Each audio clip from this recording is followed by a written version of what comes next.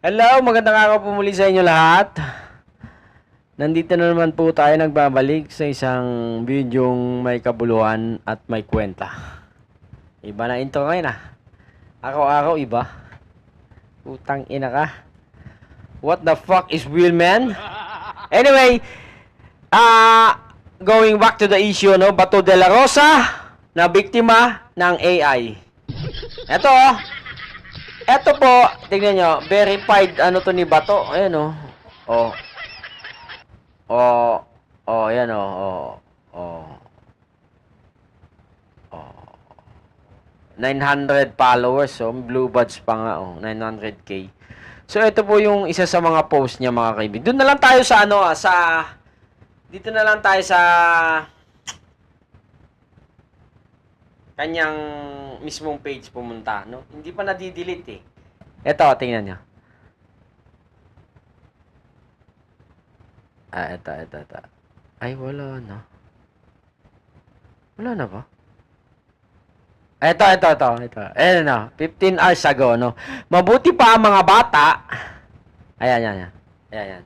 Mabuti pa ang mga bata nakakaintindi sa mga pangyayari. Makinig kayo, mga yelo at mga communist. Tangina. Wizard?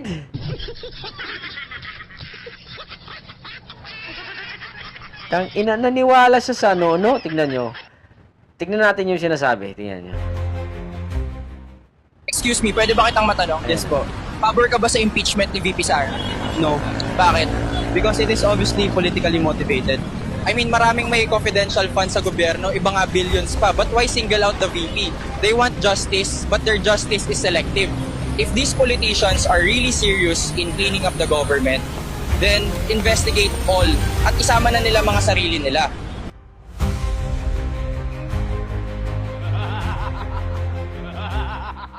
Excuse me, pwede ba kitang matanong? Yes po. Pabor ka ba sa impeachment?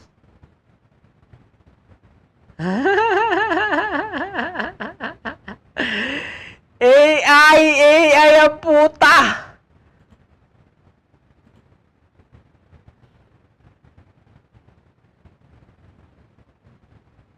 Ito, yung isa.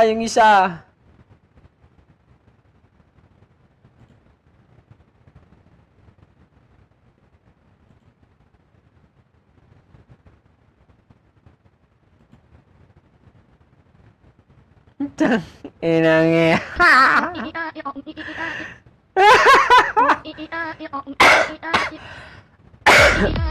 ano yun eh? Kumbaga yung kalye survey. Putang ina. Anyway, that's not hindi naman siya kumbaga maanong issue, no? Kumbaga ano lang sila. Ano tawag doon? Kata ba? Kata.